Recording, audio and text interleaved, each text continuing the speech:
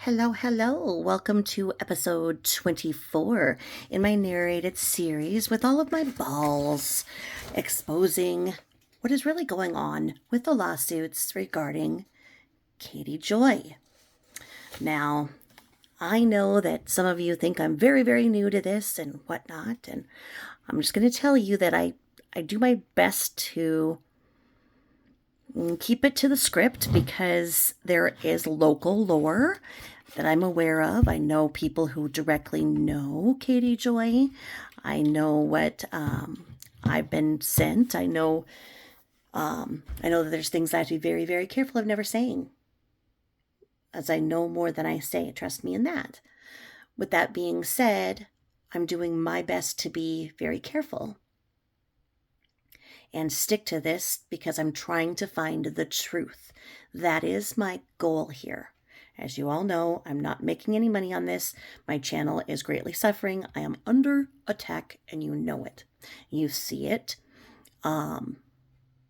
It's frustrating, but my goal has not changed. Now, some of you don't know me and don't know how I started. And in the beginning, I was a lot more, vocal, and I would explain that I am not perfect. I am absolutely, totally flawed. I'm old as shit, okay? I'm half senile. With that being said, I was in law school. I had the perfect plan. Everything was laid out for me. I had gotten to where I needed to be from working very hard. And what happens sometimes with the best laid plans is that God laughs at you. And that's what happened. I got a very, very deadly infection, and I developed sepsis and had multi-organ failure and a heart attack, and lost most of the function in my lower legs and survived, but I am maimed. I obviously didn't go back to law school because I would be afraid of making a mistake and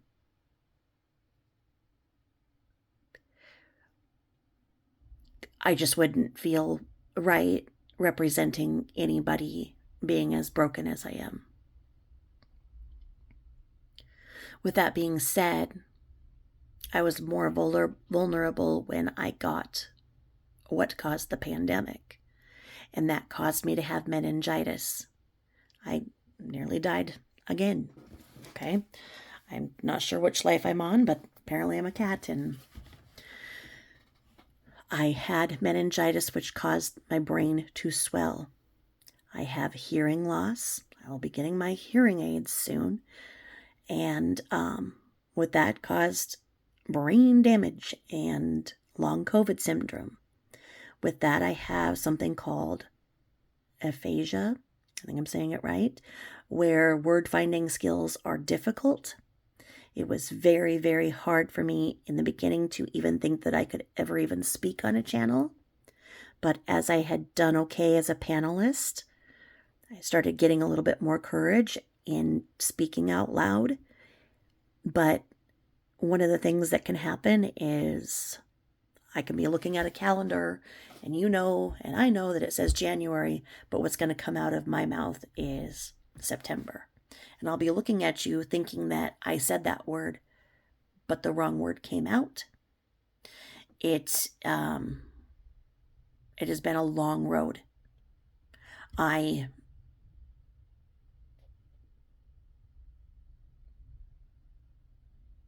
have had multiple surgeries to repair that tried to kill me, and I was so sick and mainly lived in the hospital for weeks and weeks on end and PICC lines and whatnot for years and years, and that was my existence, and basically being bedbound for almost 10 years and really couldn't walk from more than my bed to the bathroom, and had in-home care, and I worked and worked and worked to get my strength back, and learned how to walk again despite the nerve damage. I fall a lot. I break my right foot and many toes a lot. Just have a basic chronic stress fracture at this point where it doesn't quite heal, because I really shouldn't be able to walk with the amount of nerve damage that I have, proven by punch biopsies. So I can't be making it up, as the haters would say. So given that, I am not perfect. And if me being perfect is something that is so important to you that you don't want to trust me for going forward, I'm okay with that. That being said, I apologize for the post that I put up yesterday. I see that the people who screenshotted it have now made it be a full weekend content. I guess nothing else was going on. I'm not sure what their goal in here is. My goal is what is stated, and their goal is to discredit me, which is fine. Like I say, I'm doing this because I believe in the purpose. I'm not doing it for any other purpose. I like to believe that I'm just sitting down with somebody, with a friend, having coffee or tea, as I'm drinking tea because I usually have enough quiet time around about midnight to do these recordings. I go without sleep and whatnot to do these. I know that I'm not gonna.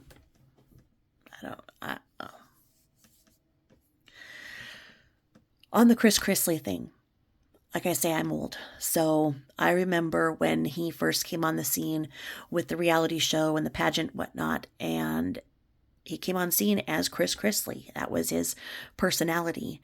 And that's how I remember him over time, I suppose, as the character evolved from where he was just this bigger than life guy to, really what he is a businessman and everything. It went to, Todd Chrisley, or just plain Chrisley. But I remember him as Chris Chrisley. And so we could say that it's my senility that said Chris Chrisley. When you do the hashtag Chris Chrisley, it takes you right to him. When you go to a Google search, it will show other questions asked about him that are prompted by the same thing that I put in. So it'll be like, what happened to Chris Chrisley's wife, or the Chris Chrisley show? So I know that I'm being made fun of for that in ways that aren't nice. Like I can take a joke, and I love it. I love having a sense of humor, but some of these things aren't funny. I don't. And bottom line is that that's how I began to know him and his character, and that's how I thought that he was referred to. Obviously, as I showed that I went and got all of the paperwork from the lawsuit, I'm aware of what his name is and could find all of this because of that. So like I say, I'm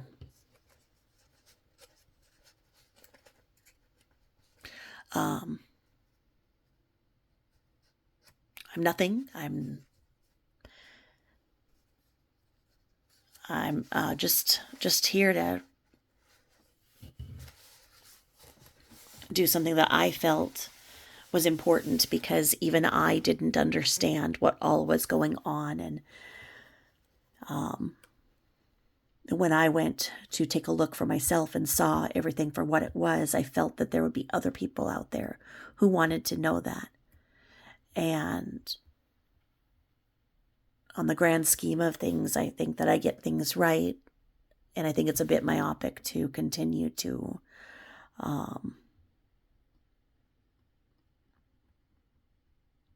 pick one thing that was wrong. So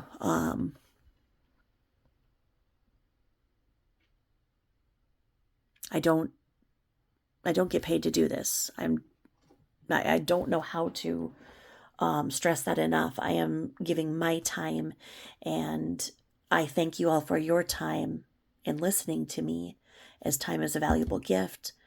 And so I'm just not really understanding so much of the hate that's coming, but I guess that's just our world, and I'm old fashioned, and I don't treat others that way, so I don't really see why that's an acceptable norm here. Nonetheless, I hope that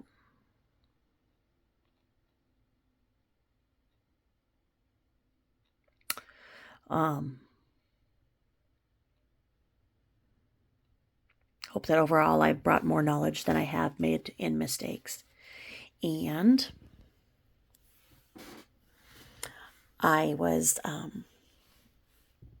getting my tea selection, and I felt this one was appropriate. And by the way, please don't send me anything that you see people talking about me. It is none of my business what other people say about me. I've seen enough, and I'm very disappointed in some people who I thought were different. Feeling very, very disappointed right now, I guess would be the biggest word. Anyway, I thought this was a good one. Stress balance, right? Supports a healthy stress response. This calming rose petal tea. But it's not sweet. I really like sweet tea. And like sweet tea, regular. My blackberry lemonade. I've not gotten that for a few days. But anyway, I thought this was kind of cool to put things in perspective. Lifestyle awareness tip. Tips to help you stress less. Life is a journey, not a destination. You have a wealth of wisdom living in your cells, body, and mind that are ready to help you unwind and remember inner calm. Most of these suggestions are not new, but may invite you to cultivate a better relationship to stress. Turn off the phone. Unplug. Take a nap. Cuddle with your pets or favorite human and laugh regularly. Try to get plenty of sleep. Spend time in nature with friends. Try 15-minute power naps, and we all know that's easier said than done. And find your smile and share it with others. And focus on something beautiful regularly. I really like that. I think that's just beautiful to share. And like I say, I just see this as sitting between friends. I don't feel that it's anything else. And I am so grateful to somebody who really, really went out of their way last night to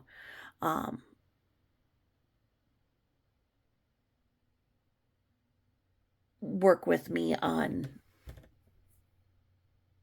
some of the issues at play.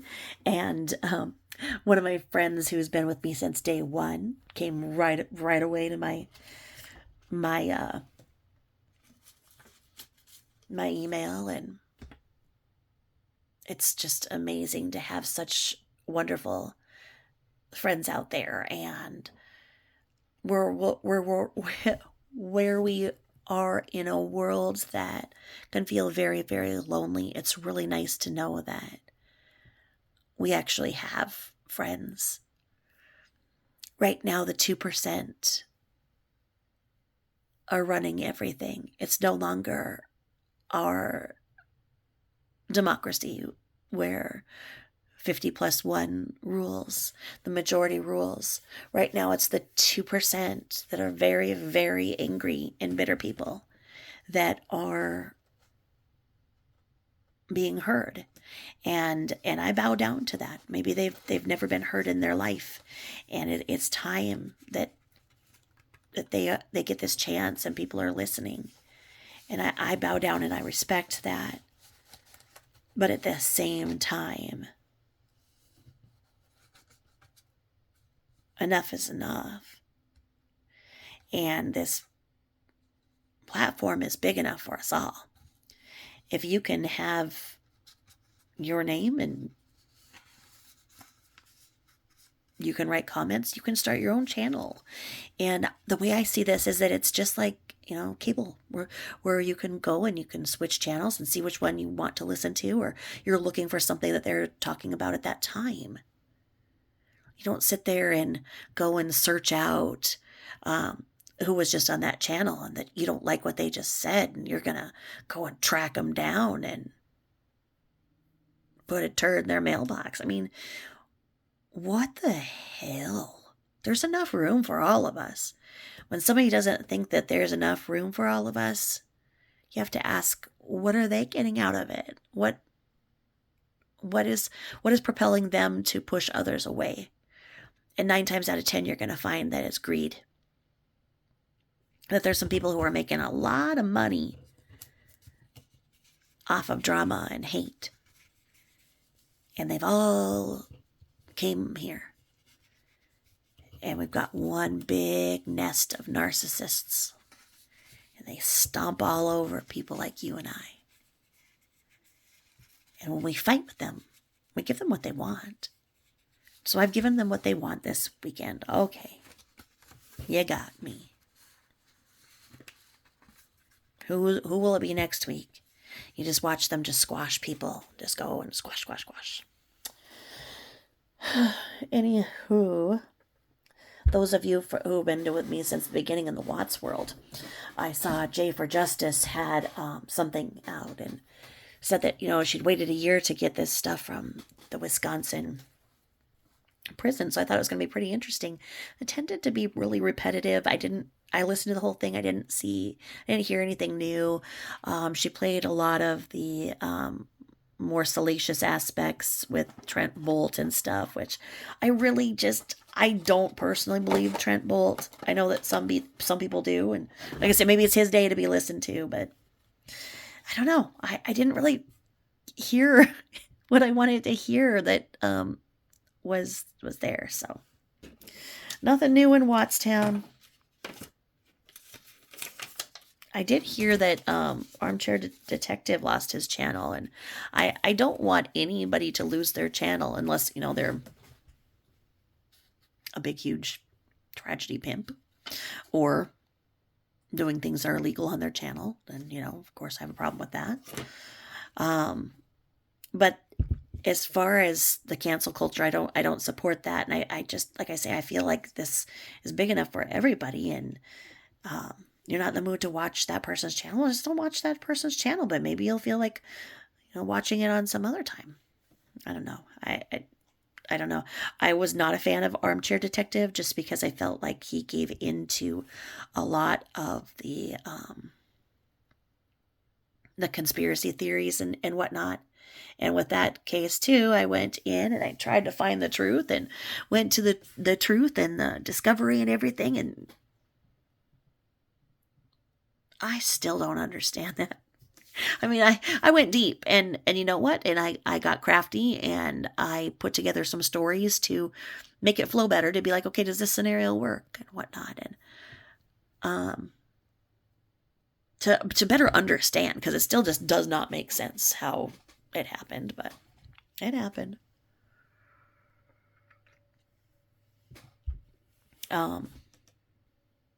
I guess I would like to know that whatever made him snap, we could figure out, so that it never happens to another family again, because it's just so terrible what happened.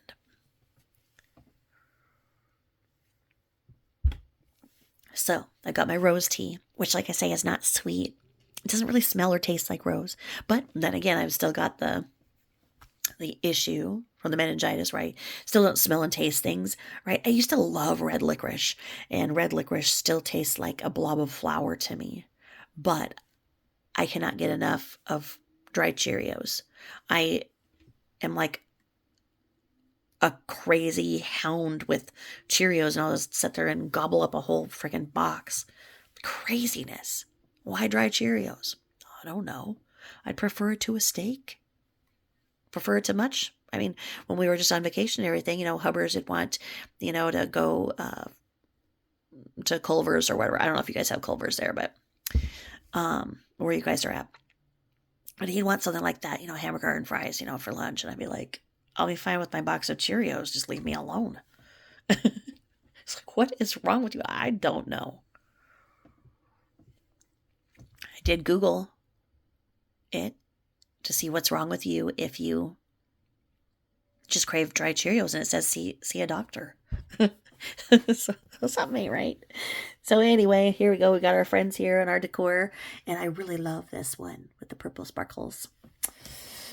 And so, without further ado, this was something big, okay? Because this is what was going on when everybody was trying to figure out what was going on the 19th. And the outcome of the 19th really didn't make sense. And that's where I went in there and I figured it out and found that there's a protective order. So something that happened on the 19th must have had something to do with that, because you can see that there was a lot of things that happened on the 11th, so something in preparation for the 19th, but you don't see, really a true outcome of the 19th. So I was looking at this, and this was electronically served on 6/12 of 23. And so just last June, oh my goodness, we're already in October. So, what are we, 4 months out? Almost 4 months ago. Now, so I see this electronically served, right? And then I see this filed in district court on the 7/11 at 7 p.m. So, this was all done and then was not actually filed for a month later. I find something's not right about that. And I don't know if it's because of the protective order and then documents need to be reviewed by certain people, but I've not really seen that discrepancy in dates before when I used to brief a case. But then again, I'd brief a case that was 2 pages. So here we go. So what do we have here? We have in the state of Minnesota, the county of Wright, the district court, and the 10th Judicial District. And this one is listed as a personal injury. And I thought that we had seen it civil before. Now we're really seeing this as the personal injury. And maybe it's been there before. And like I say, I'm old and decrepit and everything else. So maybe it's been there before. I just thought it was like civil, miscellaneous, other. But to really see it as the personal injury and just to really think of the personal cost and heartbreak behind this. I just can't imagine how Miranda felt that day when, she was doing great and had this brand endorsement and had her post out there and it's doing great. And then all of a sudden they're like, yeah, we found out that there are people talking about you, so we don't want you repping our brand and you don't actually get to perform. Why? Because that 2% up there, they think something's going on, so it's their day. It's that 2%ers' day. They gotta have what they want. Not that they've ever worked so hard for something and had it unfairly taken away for them, but personal injury, there's a lot behind that.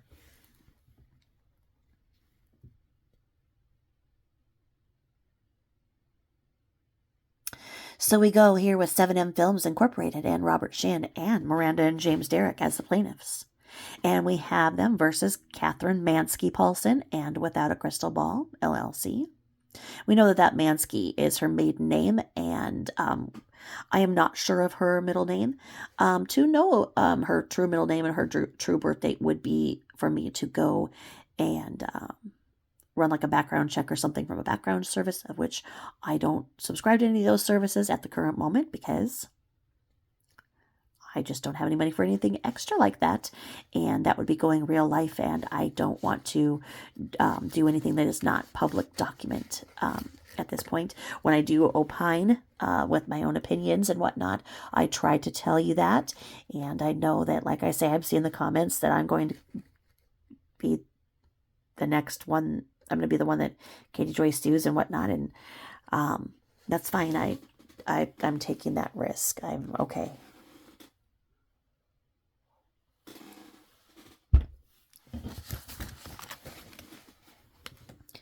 Anyway, to plaintiffs, because this is the defendant's answers to plaintiffs' interrogatories.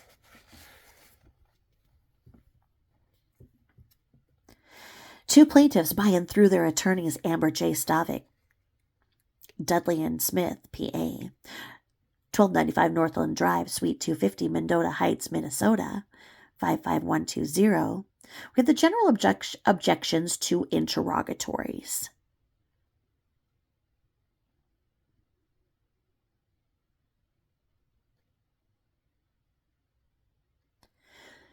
General objections to interrogatories. Number 1 says, defendants object to plaintiff's interrogatories and each definition and instruction contained therein to the extent that they purport to impose any obligations different from or beyond those imposed by the Minnesota Rules of Civil Procedure, Minnesota General Rules of Practice, Minnesota Rules of Practice, or other applicable rules. Defendants object to each interrogatory to the extent it seeks information and documentation that is not relevant to any party's claim or defense, in unduly broad or overly burdensome, which requests production of information disproportional to the needs of the case, or which involve information to which plaintiffs already have access from a more convenient source. Defendants object to each interrogatory to the extent it seeks that it is subject to the attorney-client privilege, work product doctrine, or other privilege or immunity on the ground that privileged material is exempt from discovery. Defendants will not produce any privileged material unless specifically stated. Defendants object to each interrogatory to the extent it is vague and ambiguous. Defendants object to each interrogatory to the extent it seeks information and documentation that is not within defendants' possession, custody, or control.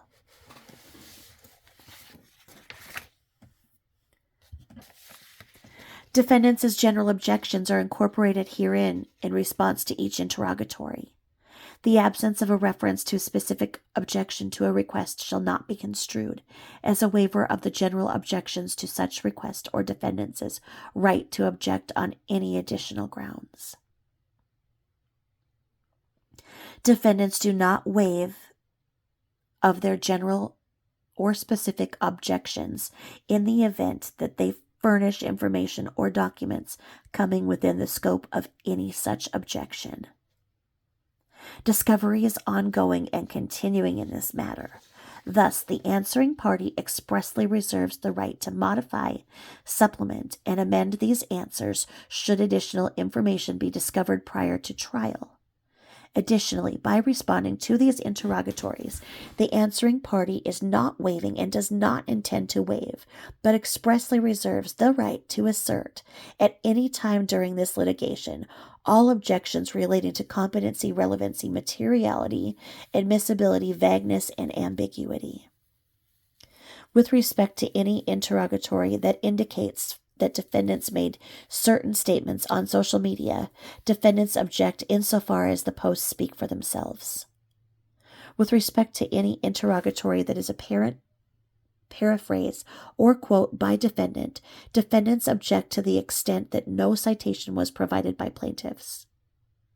With respect to any request that asks defendant to provide a factual basis for statements made by defendants, defendants stand by their reporting and note that reporting on matters pertaining to plaintiffs was continuing over the course of time and cumulative. As a result, certain statements which were not individually sourced may have been sourced in prior published statements. Okay, let's sip that tea.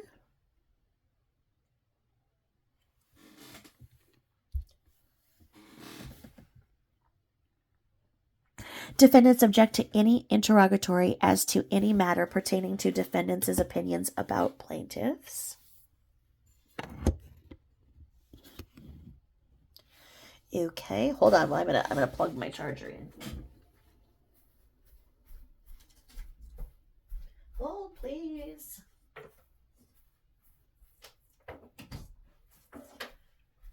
Hold, please. Holding.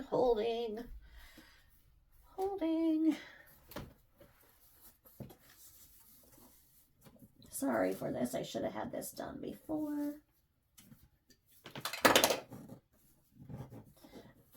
Just don't want to run out of charge.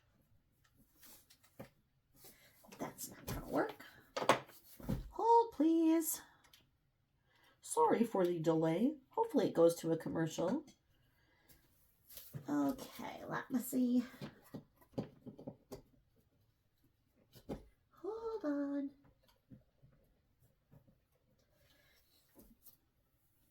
Okay, sorry about that, guys. And gals. Okay. Additionally, one more thing that could account for my word finding. On vacation, the vacation before last, I hit my head super hard. The trunk accidentally shut on my head, and it was terrible. We were planning on going out that night, and for the first hour I could just cry and whimper and just like groan. I couldn't even form words. And my whole head, it didn't even make like a goose egg for the first few hours. It made like a goose wagon, this huge mark. It's 2 weeks and I still have a sore area on my head, and just made this huge headache, and I couldn't walk. I felt like I was on a boat, just terrible for like 4 hours. And then the nausea and everything else. And so I bonked my head. So I'm doing the best I can. I'm broken and battered and damaged and all kinds of stuff.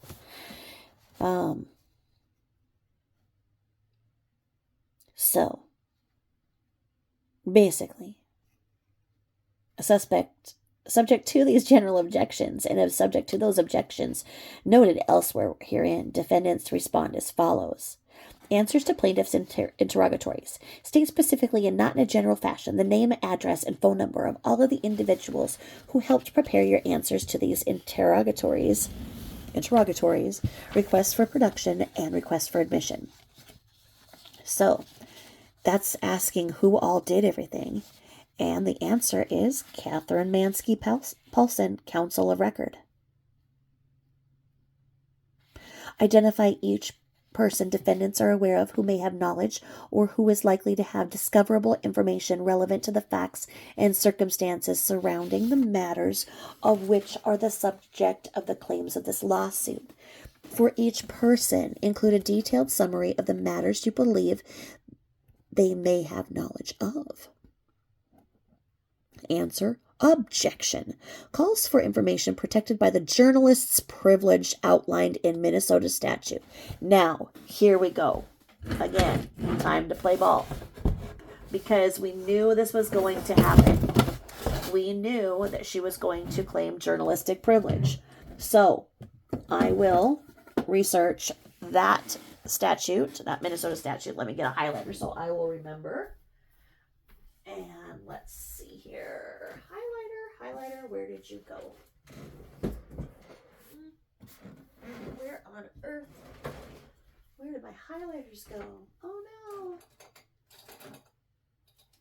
No. You know, you think you have a million highlighters until you need the one. You all know that I had my highlighter. Let me check my briefcase. Oh, there it is. It was just hiding behind my tea. My tea. Okay, because this is it. We knew it. Here it goes. So we're going to have to see what the journalist's privilege is. And here we are, because it states that the journalist's privilege outlined in Minnesota Statute 595.021 through 25 and Cervantes versus Time Incorporated. So what Time journalists are protected by, they are saying Katie Joy is protected by. This is going to be the meat of the trial. Basically what I'm doing for all of you is I'm preparing you for what it would be like in a trial. That all of this framework that we've looked at and looking at all of this is what the attorneys shift back and forth. And they sort it out and they sort it out and they sort what they want the potential jury and ultimate jury to hear. Now, there's even a process in picking the jury, which is called voir dire. I can't say it right now. V-I-O. Okay, I'm not going to do it because I'll get all kinds of shit in the comments about, but it's voir dire.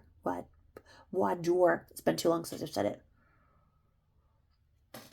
Picking the jury, okay?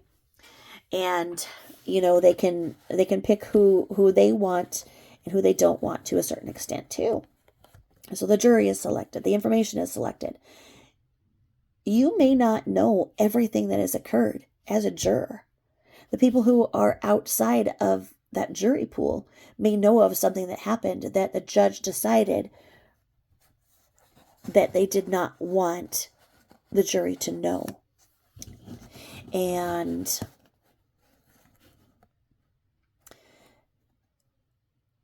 there's going to be so much that's sorted down and whittled down. But it's going to come down to that. And it's going to come down to, is Katie Joy a journalist? And can she claim a journalistic privilege within that? Now, I've seen that she's trying to get published. She's writing pieces because, of course, it's logical that the more that she gets published, the more that she is seen as an actual journalist, the more weight this is going to carry for her to be seen as a journalist. But I guess the question is what is a journalist? Is she a journalist because she has a YouTube channel and purports gossip? Then does that make me a journalist? God knows I make mistakes. And I'm not hiding behind journalistic privilege. I'm saying I'm sorry, I'm senile. I mean,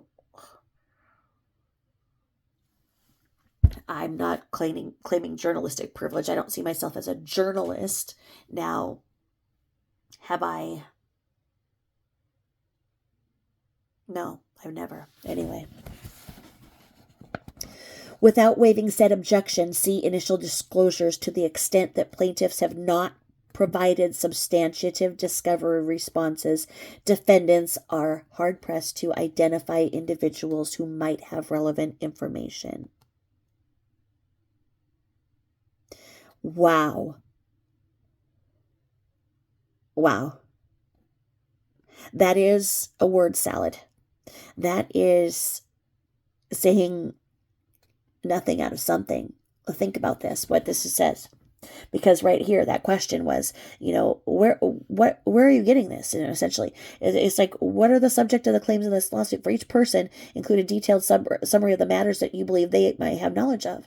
And objection calls for information protected by the journalist's privilege outlined in Minnesota. Blah blah blah. Without waiving said objection, see initial disclosures. Okay. And those disclosures were what we just looked at, and they don't really say anything. And where it says, to the extent that plaintiffs have not provided substantive discovery responses, defendants are hard-pressed to identify individuals who might have relevant information. What?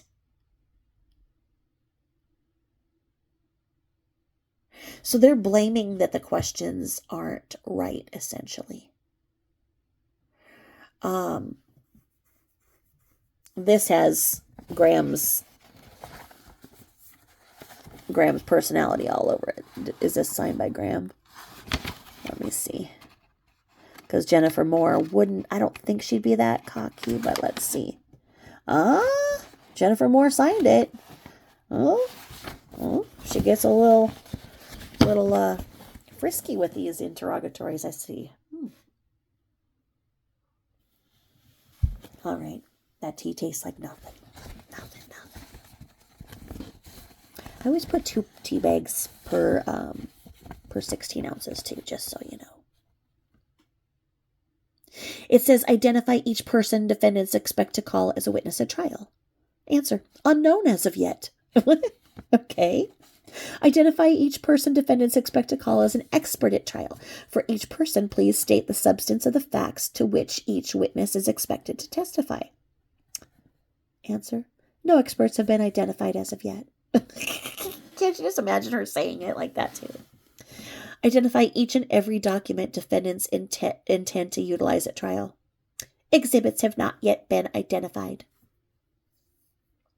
So in other words, she throws a fit and says, I'm not going to do it. And her attorney puts it in attorney speak legalese and says, exhibits have not yet been identified. State with specificity. Okay, there you go. Can't talk tonight at all. Specificity and not in a general fashion, all facts which support each and every denial in your answer to plaintiff's amended complaint. For purposes of this interrogatory, each answer which was not an unconditional admit, it shall be considered a denial. Answer, objection. To the extent that this interrogatory attempts to expand the number of interrogatories beyond the number permitted by the rules of civil procedure, defendants decline to respond. Without waiving said objection, discovery has not yet been completed. Until then, defendants direct plaintiffs to the answer as a legally sufficient expression of their response to plaintiff's amended complaint. Boom. State with specificity and not in a general fashion every statement you have made about a person, entity, organization, etc., for which you did not have verification of the facts about the person or entity with whom the statement was made about from January 2020 to the present. Oh,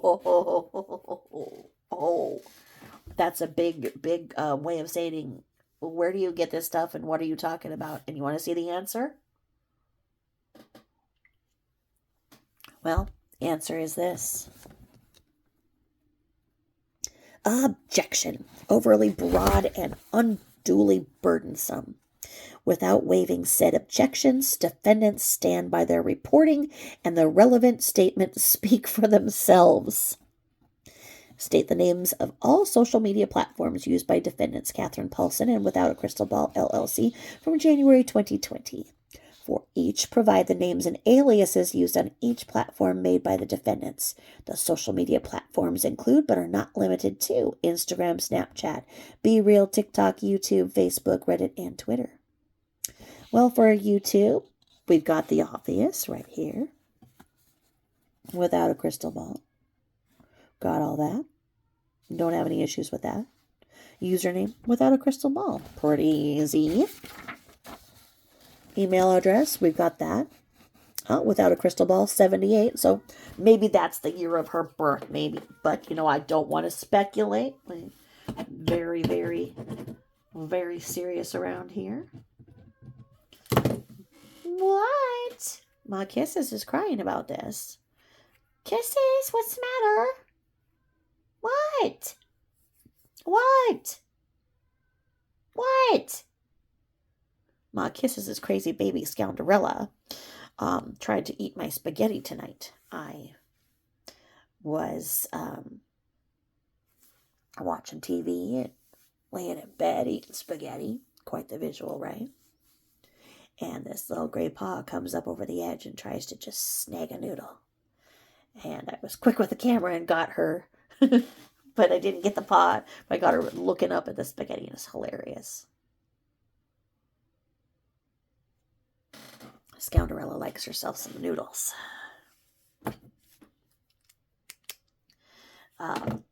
Around this time every night that we get the caterwauling from the Ma Kisses. So, sorry if you had to hear that. It's disturbing. Poor Ma Kisses. When I'm not on the channel, obviously, I cry with her and talk her through it. We get quite dramatic with our caterwauling together.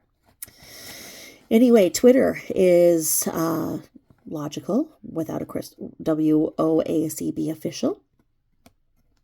And then Instagram, very straightforward, without a crystal ball.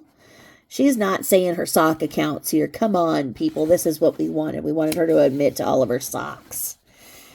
And if you don't know, that's what the kids call multiple user names. What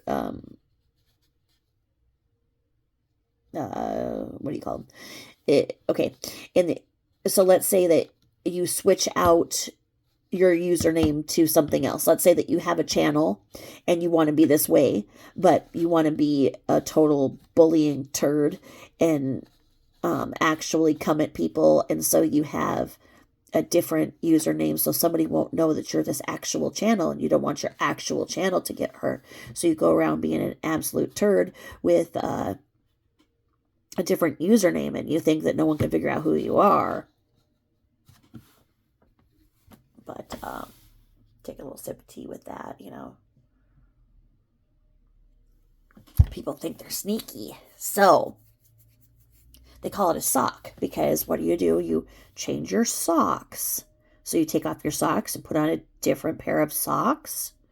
So your multiple usernames, if you have them, are called socks. I didn't understand it at all at first, and I'm a person, I would take my socks off and then not put on socks for another couple of days, so I don't know why anybody would think you just change socks, but that's why they're called socks. If you didn't know, now you know. So this is funny because we know that Katie Joy has an awful lot of different profiles, and she does a lot of trolling and creates little... allegedly, I better not say that as a fact, but I will tell you that if I was a betting person, I would say that Katie Joy has other profiles other than what is stated here and very obvious. Because she's just doing all of the basic, very, very transparent ones. And then it says state with specificity, and specificity. You guys are going to just go through this. I know how to say it, but I can't say it right now, okay? Specificity. If I was saying it, just reading it, I probably would have been fine, but I stumbled over it, so. Your broken girl here isn't saying that word right tonight. Specificity, and not in a general fashion, the number of followers or subscribers defendants have purchased from January 2020 to the present. Include the amount paid for this purchase and what platform these were purchased on. Objection, relevance. Who cares if she bought subs? Just not going to answer that. State the names, addresses, and contact information for any and all employees, contract workers, and other contributors of defendants without a crystal ball. LLC from January 2020 to the present. The contact information includes any social media handles including but not limited to Instagram, Snapchat, BeReal, TikTok, YouTube, Facebook, Reddit, and Twitter, as well as email and phone number. Answer: Catherine Mansky-Paulson. Ms. Paulson's husband helps out on back office issues from time to time, but does not post material on social media. Well, he's not allowed to. No. Oh, no. Don't do that. The visual on that. Well, all of that tea tastes like nothing. I hope that it's doing something to calm my nerves. Oh. And that's that. I'm just switching over to the wonderful, sweet peach Rubio tea. And let's see. State the name, address, and contact number of each and every person who provided information to defendants regarding 7M Films Incorporated, Robert Shin, Miranda Derrick, and James Derrick. Objection. Calls for information protected by the journalist's privilege outlined, and here we are again. So it's going to be a big nothing burger. It's going to be saying nothing, nothing, nothing, and journalistic privilege. All right. Without waiving objection where sources were willing to be named. They are named in the social media posts. Confidential sources are also identified as confidential.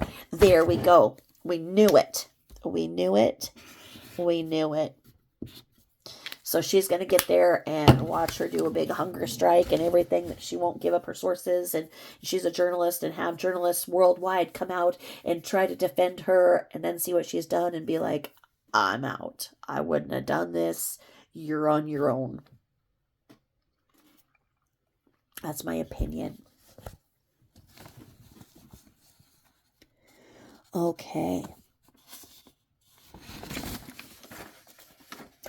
And James Derrick, this includes any and all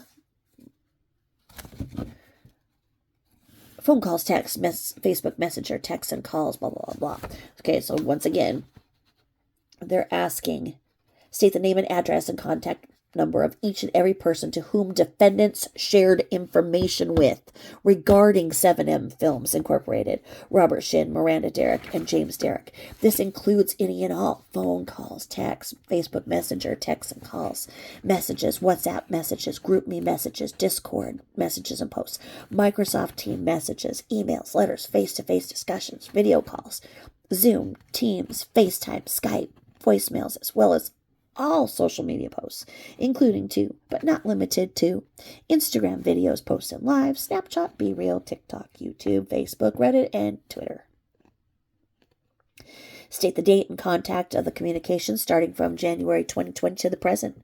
For each communication, please state who initiated contact and the content of that discussion. And are you ready for it? As if you haven't figured it out right now, by now, here it goes, and it's going to be objection. Defendants published information about the plaintiffs on a public forum. To the extent that defendants may have shared information with other individuals, it was in the context of reporting information and is therefore subject to the journalist's privilege outlined in Minnesota Statute 595.021 through 25 and Cervantes versus Time Incorporated. State the name, address, and contact information of each and every person who provided information to and whom defendants Catherine Paulson and Without a Crystal Ball LLC shared information with regarding Melanie, Kelly, and Dean Wilking. This includes any and all phone calls, texts, Facebook Messenger texts and calls, messages, WhatsApp messages, emails, letters, face-to-face discussions, video calls, Zoom, Teams, FaceTime, Skype, voicemails, as well as all social media posts, including but not limited to Instagram videos, posts, and lives, Snapchat, BeReal, TikTok, YouTube, Facebook, Reddit, and Twitter. State the date and the content of the communication starting from January 2020 to the present. And here we have this. This was my concern. Here it is. Objection. Melanie, Kelly, and Dean Wilking are not parties to this lawsuit, and defendants' communication about them are not relevant. Ooh. Boom. Wow. Well, you had to wonder if it was going to go there. You had to wonder.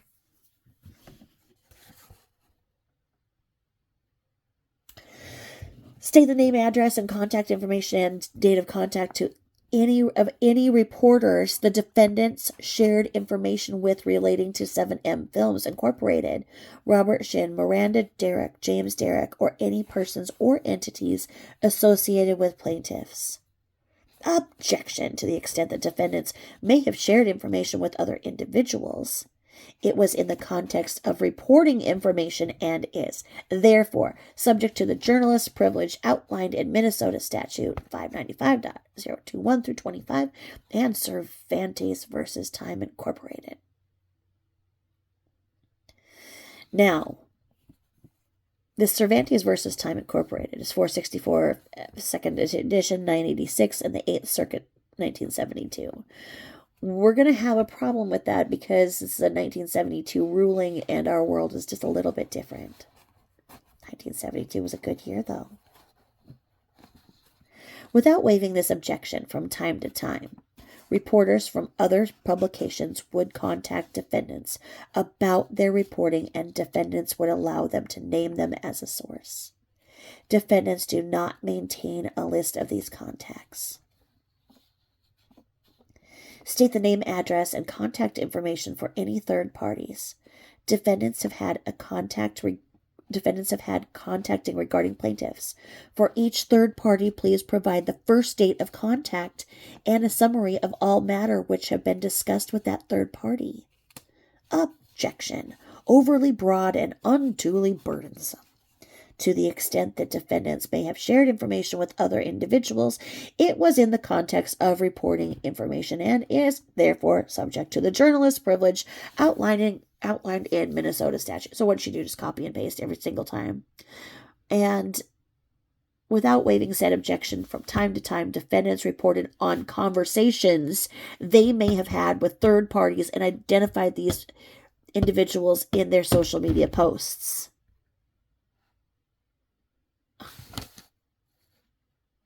Wow.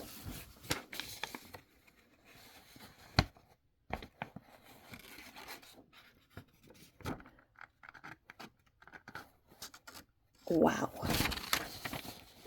What information was provided to you supporting your statement that 7M Films Incorporated and Robert Shin are involved in human trafficking?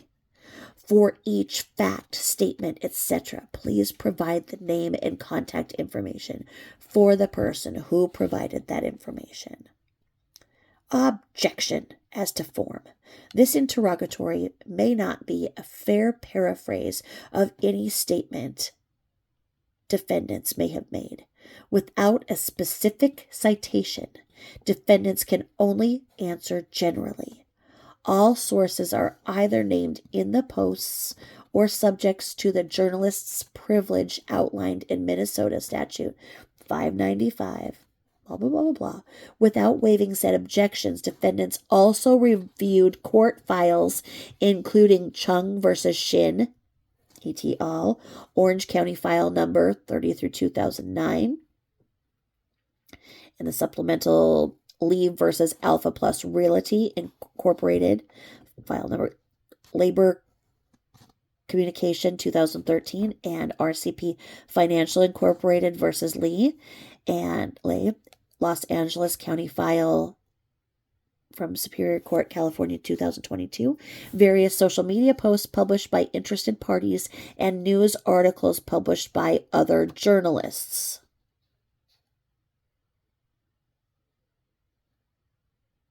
Wow.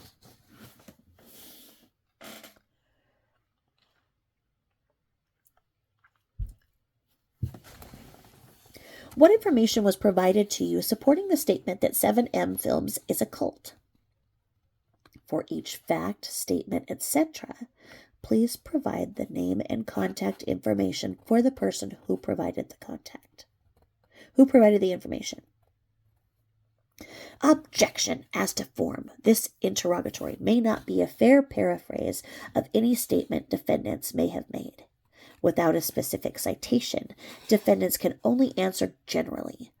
All sources are either named in the posts or subject to the journalist privilege outlined in Minnesota Statute 595.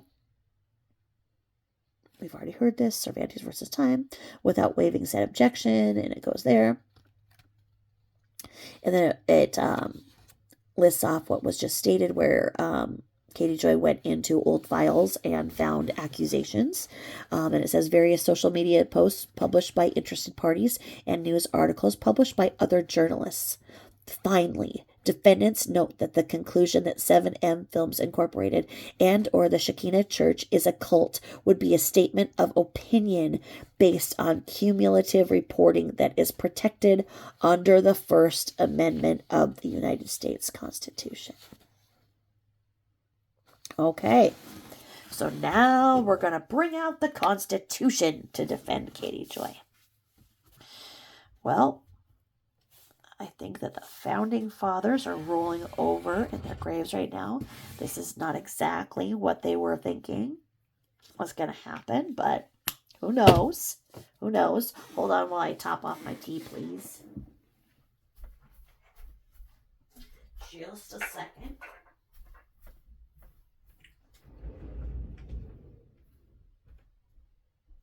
Hold, please.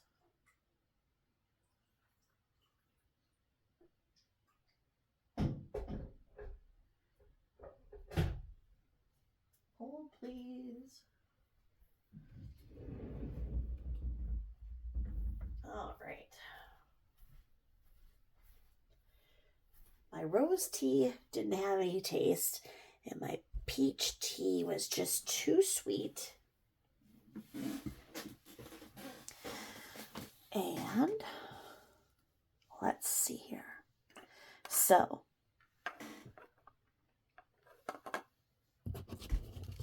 all right.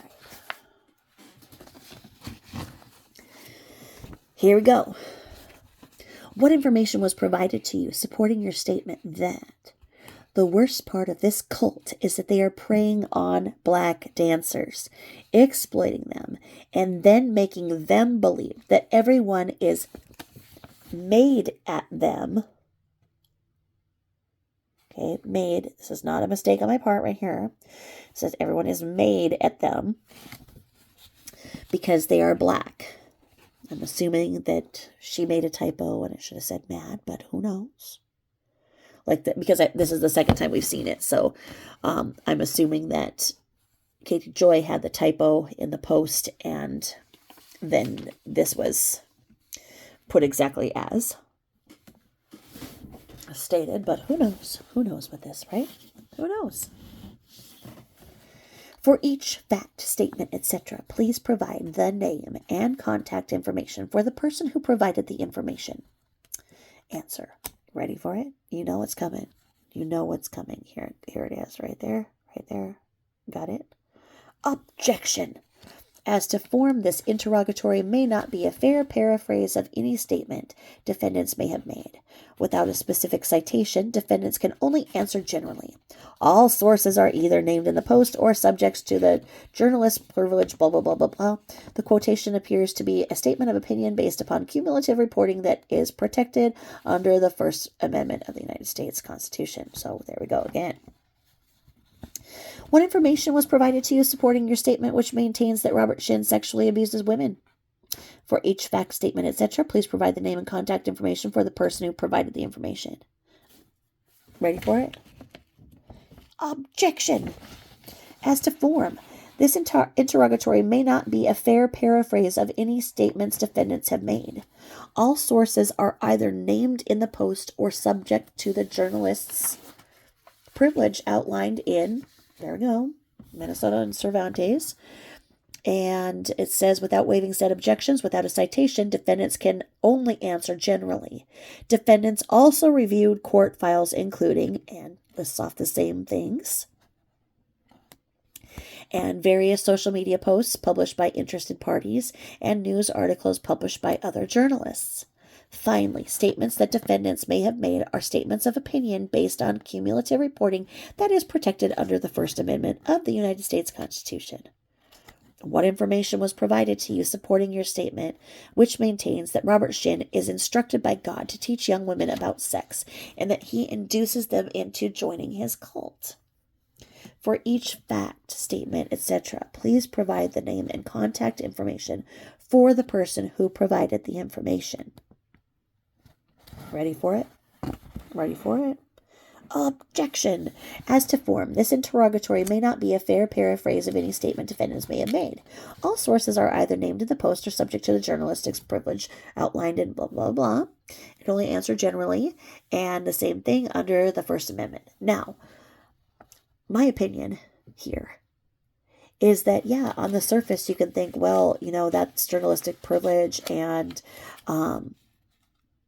that's freedom of speech. We have to assume that Amber Slavik and those that she consulted with, most likely in her firm,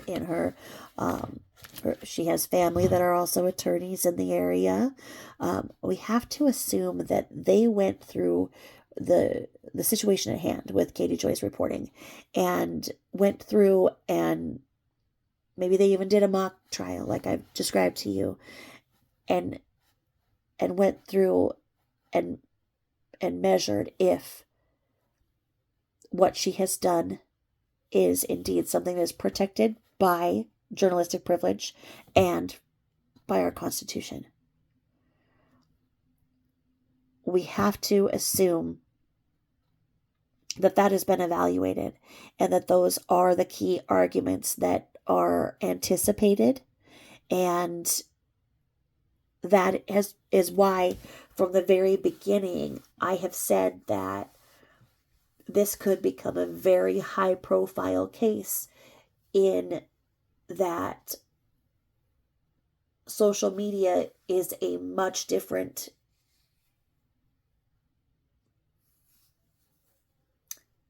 animal than what the rulings were back in 1972, when you had people who were in a very different time, and there was less of a risk of consequence to a person's reputation in real life because of the limited reach of what was printed.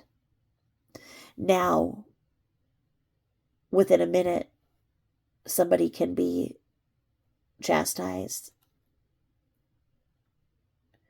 They can lose their job. They can lose everything they've worked for because somebody else says something about them. You have to look at the consequences of what she has said, and the very real loss that she has caused and continues to cause in people's lives. She doesn't learn from what she has done because she is rewarded. And once again, this circles back to what I was saying, is that this all goes to narcissists and their need for supply, and how greedy they are. Narcissists are exceptionally greedy, and they don't like to share. They don't want anybody else to have any of the attention that they have, nor, if they are making money, they certainly don't want anybody else to make money like them. So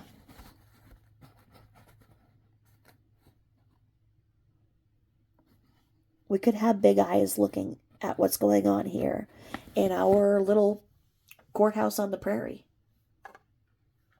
By the way, they are building a big new road to go to the courthouse, because the old road just wasn't doing it. You know, our buggies and carriages were getting all stuck in the rocks. A brand new road's going to match the brand new beautiful courthouse.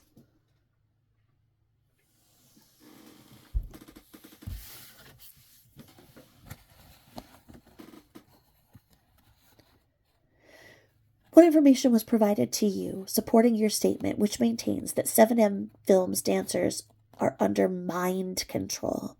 For each fact, statement, etc., please provide the name and contact information for the person who provided that information. And you guessed it, folks, objection as to form. This interrogatory may not be a fair paraphrase of any statement, because, once again, they just copied and pasted basically the same thing, where they're going to say that this is journalistic privilege, and that she can only answer generally, and that she reviewed court files, including all of these. Now, I do believe that when I peeked forward in the paperwork that I have, I do think that I have all of the originals from the articles that she sourced. So I think that we'll be able to look at those and say, okay, would a reasonable person think that this is truth or not? And then it says, what information was provided to you supporting your statement that dancers are told and believe that they are anointed by God? The source alleges that Robert has brainwashed them to believe that outsiders are not worthy of their time and dangerous. For each fact, statement, etc., please provide the name and contact information for the person who provided the information.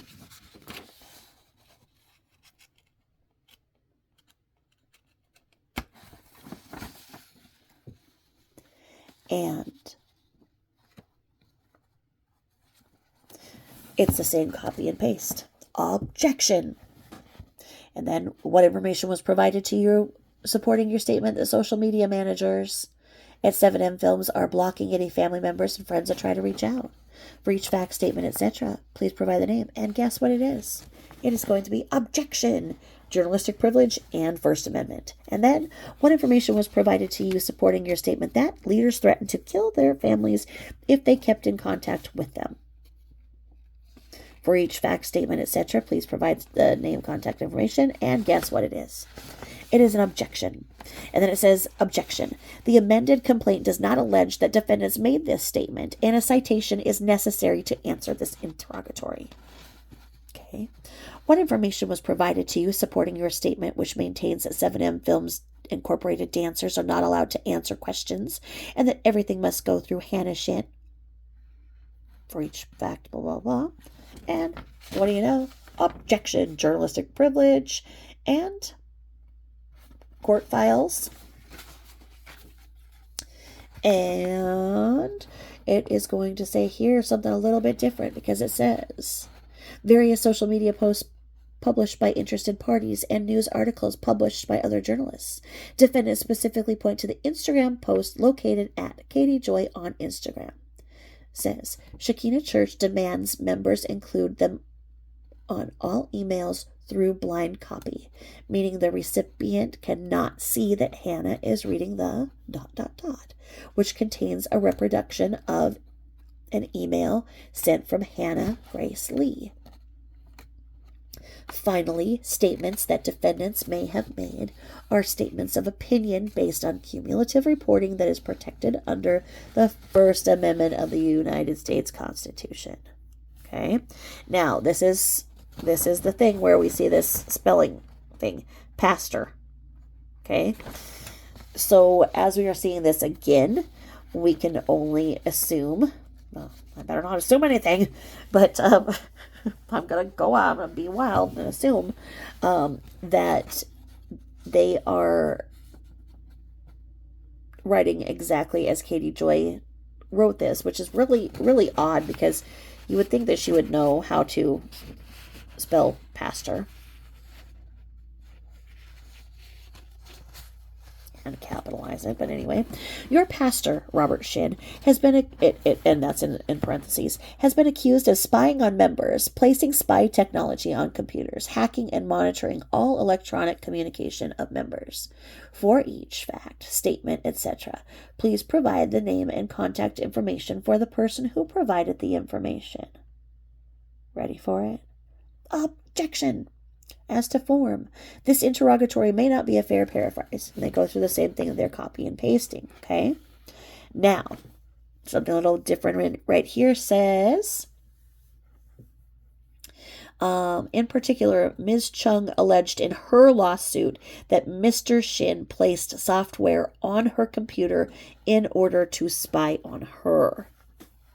Now, what information was provided to you supporting your statement that Robert Shin's church is forcing dancers to live in properties owned by them in dangerous neighborhoods? For each fact, statement, blah, blah, blah. And ready for it? Ready for it? Objection! Objection. And it goes into that, and it says the court files and blah, blah, blah. And the First Amendment. What information was provided to you supporting your statement that church members are not allowed to own or drive their own cars? For each fact, statement, etc., please provide the name and contact information for the person who provided the information. And we have answer. Ready for it? Ready for it? Ready for it? Objection. As to form, and they go there. Same old thing, journalistic privilege, and citing the things that they say that she went through and looked at. And the First Amendment protection. What information was provided to you supporting your statement that the most committed members hand over their financial lives to Hannah Shin? She pays bills, taxes, and makes sure the tithing church gifts are all made, as alleged by other church members. Shekinah leadership has access to the bank accounts. For each fact, statement, etc., please provide the name and contact information for the person who provided the information. And you guys are good at this. You guys are getting ready to just yell it out, aren't you? Objection! And there we go. Basically a copy and paste. And saying journalistic privilege and the First Amendment. What information was provided to you supporting your statement that Miranda Derrick missed a family funeral due to 7M Films Incorporated statement that they would not pay her if she went? Okay, you guys are so good. You guys are going to say it yourself. Objection. Journalistic privilege. And in this one it says, news articles published by other journalists. Defendants specifically point plaintiffs to social media content produced by the Wilking family. Okay. Here's the thing. If they want to say, this is my opinion, if they want to say that it doesn't matter what the Wilkings say because they're not named in this lawsuit, then it is not right to then use them to defend. If you are not going to be able to use them for that, you can't use them for this. But what do I know? What information was provided to you supporting your statement that dancers' lives are so tightly controlled that they can't do anything without speaking to Daniel first? If Daniel says no, dancers can't do it.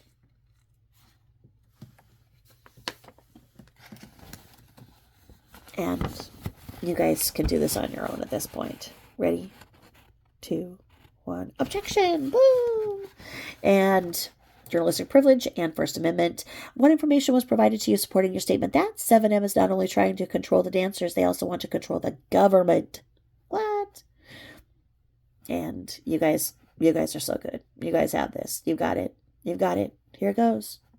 Objection! Journalistic privilege and the First Amendment to the United States Constitution. What information was provided to you supporting your statement that B- was a victim of the shins, that he was also used to lure Miranda in? And you guys got this? Ready? Copy, paste. Objection! And the First Amendment. Now,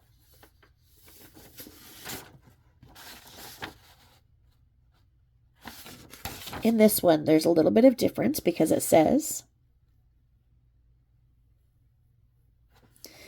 statements that defendants may have made are statements of opinion based on cumulative reporting that is protected under the First Amendment to the United States Constitution. Okay. Now, it says, it is possible that plaintiffs are referring to an Instagram post that cites to a live stream by @Samantha Long. Okay, so it's possible. So then does that bring in @Samantha Long? Is Samantha Long going to be called here as a witness and then questioned as to what she said? Inquiring minds. What information was provided to you supporting your statement that 7M Films psychologically abuses its dancers? For each fact, statement, etc. Blah, blah, blah. And you guys know this, copy and paste. Objection. And it says in here, and it's just got everything, and it's got the journalistic privilege and the First Amendment. And then what information was provided to you supporting your statement that physical appearance and diet are important to Robert Shin? And you guys have this, cut and paste. Objection, journalistic privilege, and court files and First Amendment.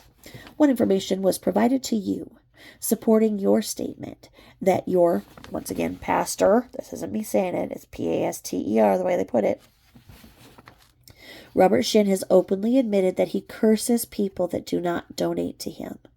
For each fact, statement, etc., please provide the name and contact information for the person. And you guys have this ready, copy, paste, objection. So everything that we've seen so far has been objected to, and we expected nothing less out of this way that Katie Joy treats these court cases like they're just a part of a kangaroo court. And it is going to be dependent on our courtroom, our courthouse, to see it differently.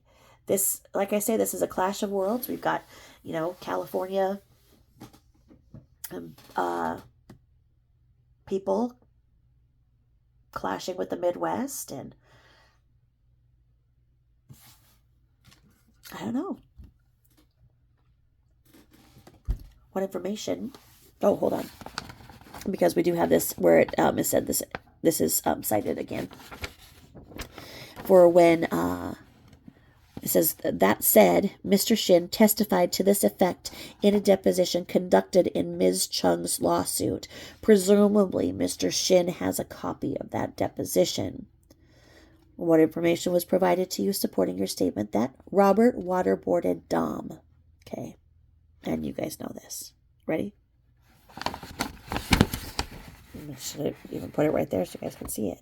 Objection! Now this one has, after it's stated, it says, this interrogatory may refer to a post containing an audio recording of Shirley Shin, who specifically referenced waterboarding members.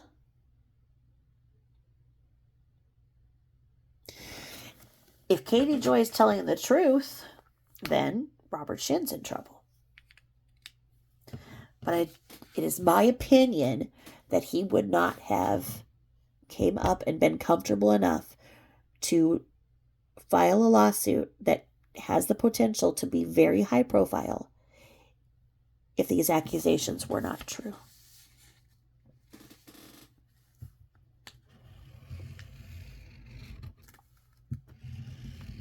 Okay. What information was provided to you supporting your statement that Robert Shin is using the church to defraud people and enrich himself by funneling donations to shell-for-profit companies? For each fact, okay? And you guys are so good at this, copy and paste. Objection. Now, the only difference in this, after they've cited through journalistic privilege, is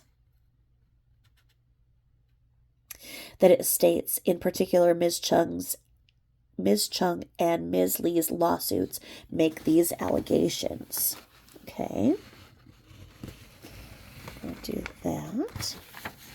And then what information was provided to you supporting your statement that the Clippers are cutting ties with 7M? And you guys are so good at this. Objection. Okay. Now, that brings us all the way to page 14. And it does say, this interrogatory may refer to a post which cited another Instagram account indicating that the LA Clippers were cutting ties with 7M. Okay, so then this isn't, in my opinion, this is not a sufficient answer. When you go to that and you say, well, this may be because of that, then you need to provide that. Putting it very simply. And then, what information was provided to you supporting your statement that 7M Films dancers are all falsely married to their spouses and not allowed to live with each other? And you guys got this? You guys got this? Ready? Objection! And once we get through all of the copy and paste, the difference here is it says that this interrogatory may refer to a post which cited an anonymous source who is identified as a friend of Gordon. The Wilking family also stated that they did not know if Miranda Derrick was actually married. Okay, so we have somebody who is identified as a friend of Gordon, and something that the Wilking family has said. Now we know that the Wilking family has also said, "Butt out. This is a private family matter. That we don't want your help. Thank you, but no, thank you." Kind of like when Betty tries to help, but her help is not help. It's a way for her to get another paycheck. Anyway, my opinion. Please state specifically and not in a general fashion what contact you have had with the Los Angeles Clippers organization regarding plaintiffs and why that contact occurred. Because that's the thing, like, why would the LA Clippers reach out to a girl named Katie in the middle of nowhere, Minnesota? They'd be like, hey, like, what's their connection?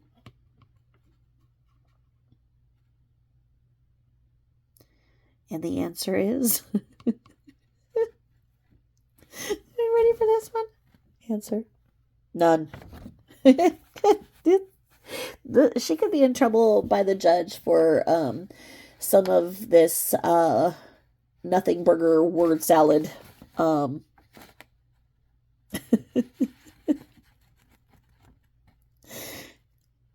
Answer, none. Well,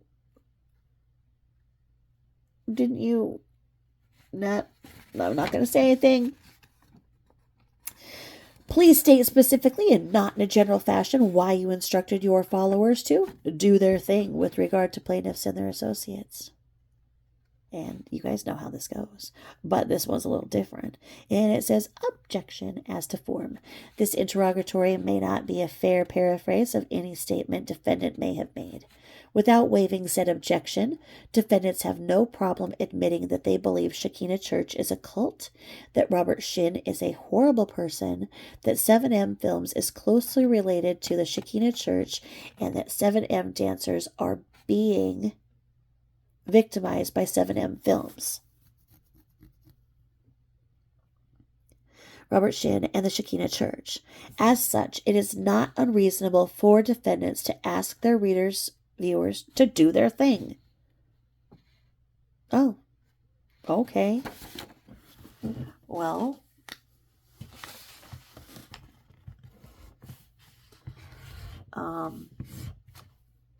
okay. We're just going to leave that alone right now. Please state specifically and not in a general fashion what your intent in posting each of the social media posts outlined in plaintiff's amended complaint paragraph 26. And you guys know this by now. You know that you can just hit copy paste. But this one's got a little different taste to it. It says, objection to the extent that this interrogatory attempts to expand the number of interrogatories beyond the number permitted by the rules of civil procedure. Defendants decline to respond. What? How can you do that? I'm mystified. You can't just be like, nope. But I guess when you're Katie Joy, you sure can. And it says, additionally, defendants cannot speak to those posts that are not accurately linked in the amended complaint. Without waiving said objection, defendants' intent was to report truthfully on the claims of the Wilking family and others with respect to the activities of Robert Shin and 7M Films. Again, if she's trying to pass the buck to the Wilking family, but they said the Wilking family isn't named in here, then you got to decide one or the other. And it's not going to be good if the Wilkings are questioned on their relationship with Katie Joy and why she's involved, because they're going to be like, we don't know. My opinion.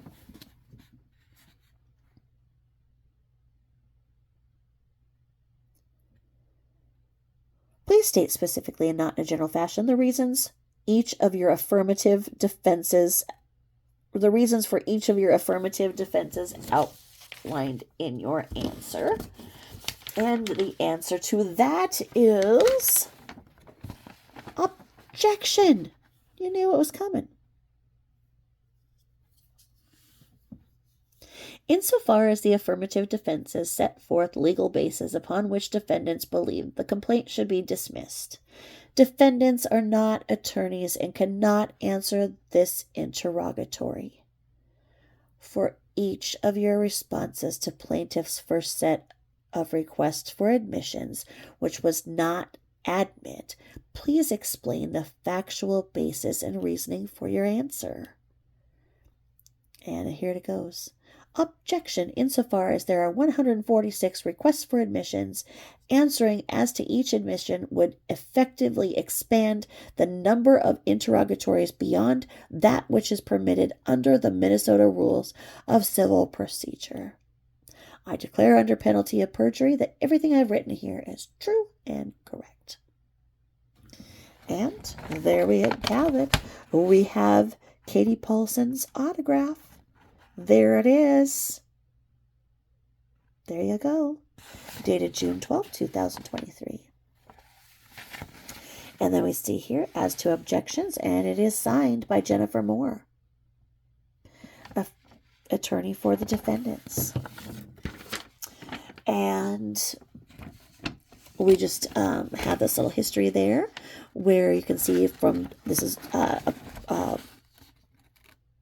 software program called Dropbox. It's something that you're sent by email, mainly by attorneys or business transactions, where you can sign. So that's actually really nice writing for the way that you've got to do it, because you've got to just move your finger on the cursor. So maybe she had a stylus and was able to do that, because mine comes out like.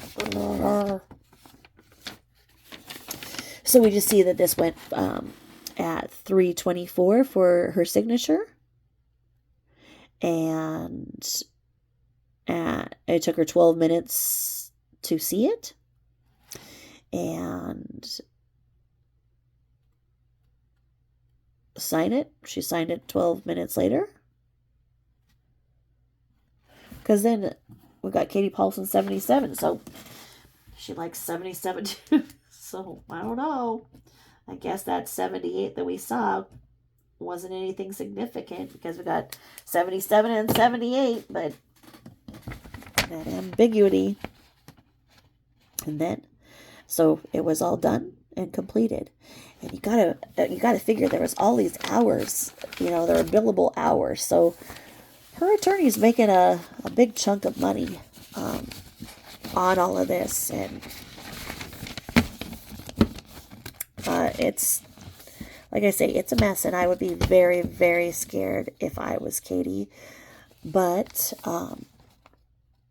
we could have a landmark trial right out here in the middle of nowhere. Who knows? Who knows? All right. Thank you so much for listening to part 24. And I will see you for episode 25. Thank you so much for all of the nice and kind things that you guys do. And thank you for your time. And thank you for all of your support that you guys give me. I really appreciate the 99.8% of you. Thank you. Bye-bye.